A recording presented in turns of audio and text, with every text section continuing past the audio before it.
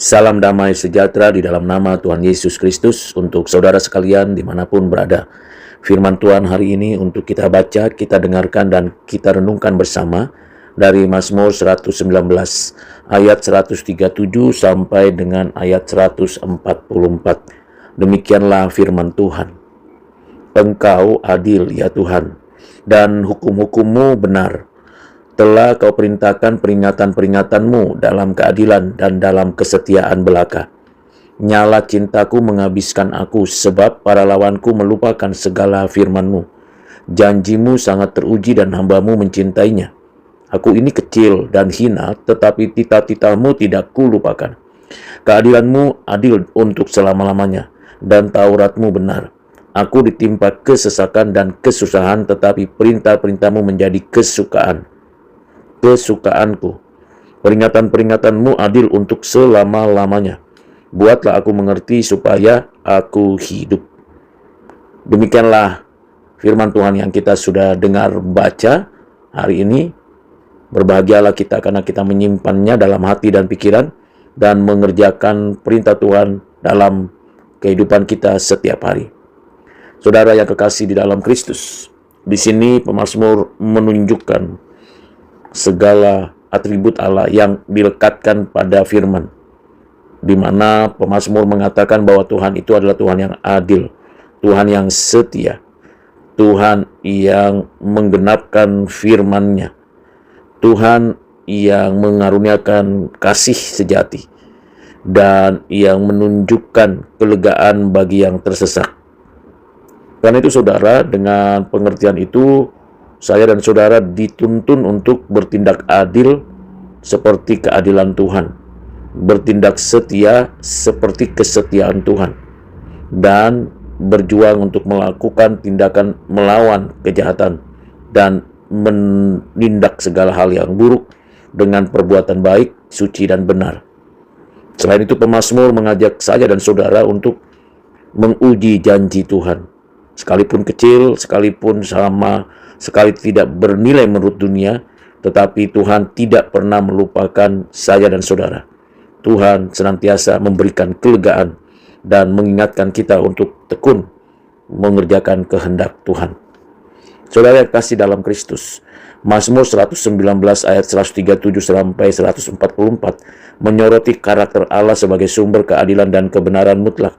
Pemazmur membuka dengan pengakuan Engkau adil ya Tuhan, dan hukum-hukum-Mu benar. Pernyataan ini merupakan fondasi teologi seluruh bagian. Allah adalah standar moral tertinggi dan firman-Nya mencerminkan keadilannya. Ayat 138 menegaskan bahwa peraturan Tuhan diperintahkan dalam kebenaran dan kesetiaan yang sempurna. Secara biblika, pemazmur mengontraskan kemurnian firman Allah dengan kefanaan dan ketidakadilan dunia.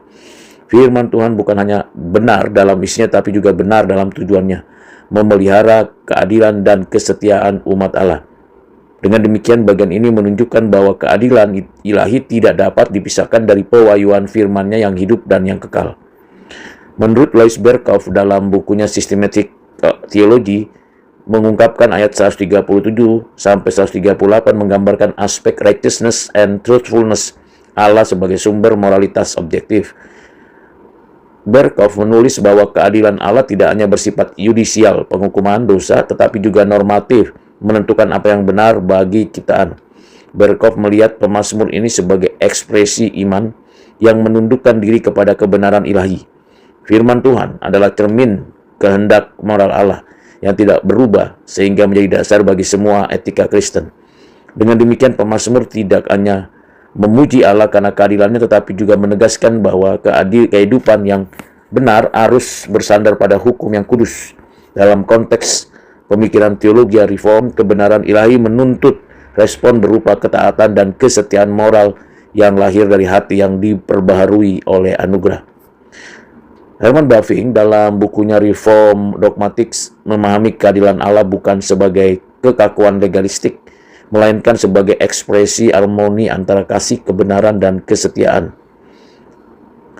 Bavinck menafsirkan Mazmur 119 ayat 137 sampai 138 sebagai pernyataan bahwa hukum Tuhan adalah perwujudan dari sifat moral Allah yang sempurna.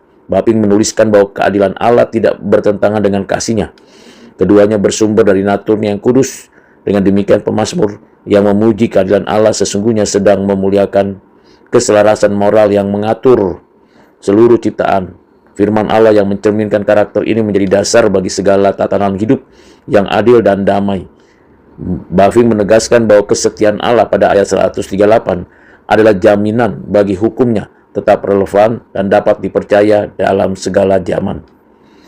Lain pula apa yang dikatakan John Piper dalam teologinya pada buku tentang Christian Hedonisme, menafsirkan bagian ini dengan menyoroti relasi antara penderitaan dan sukacita dalam kebenaran Allah.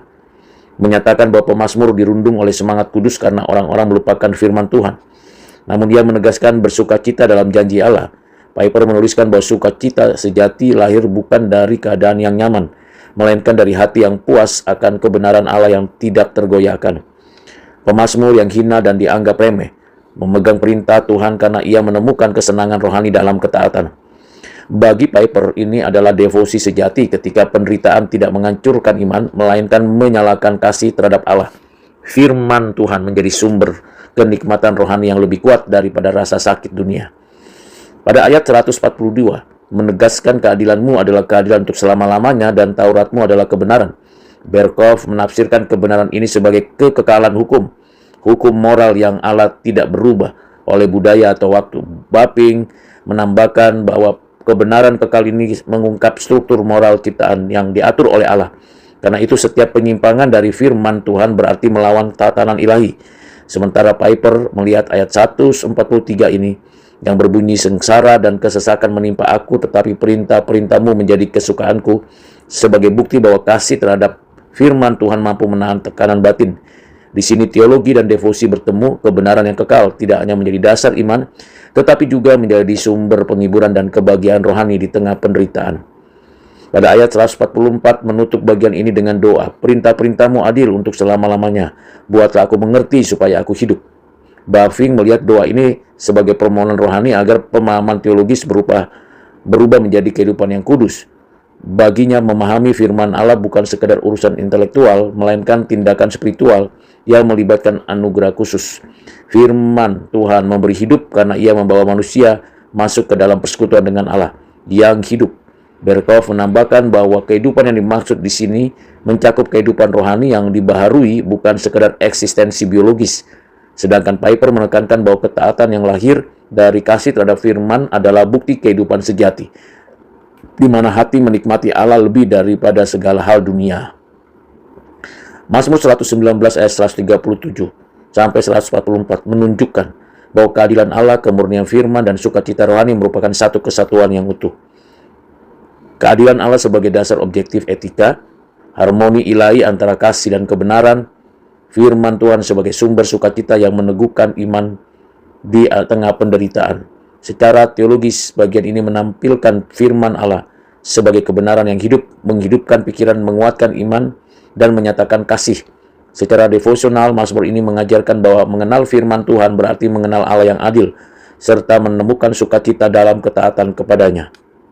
Dalam konteks di Indonesia saat ini, Mazmur 119 ayat 137 sampai 144 mengingatkan orang Kristen, saya dan saudara, untuk tetap berpaut pada kebenaran firman Tuhan di tengah masyarakat yang seringkali mengaburkan batas antara benar dan salah. Ketika keadilan sosial mudah dipolitisasi dan kebenaran relatif dianggap normal, gereja, saya dan saudara dipanggil untuk menegakkan kebenaran ilahi yang kekal dengan kasih dan kesetiaan. Firman Allah harus menjadi dasar moral dan kehidupan pribadi, pelayanan dan publik. Spiritualitas sejati bukan dukungan dari popularitas, tetapi dari kesetiaan pada kebenaran meskipun ditolak. Dengan cara ini umat Tuhan dapat menjadi saksi yang hidup, mencerminkan keadilan Allah, dan memancarkan sukacita yang lahir dari ketaatan pada firman Allah di tengah-tengah kegelapan zaman. Kiranya saudara dan saya ketika membaca kembali firman Tuhan dari Mazmur 119 ini, khususnya di ayat yang ke-137 sampai 144, kita mendapatkan satu pengertian yang lebih mendalam dan semakin mau bersedia menjadi saksi Kristus. Kiranya Tuhan menolong kita menjadi pelaku firman dan menjadi berkat bagi sesama. Tuhan Yesus memberkati saudara sekalian. Amin.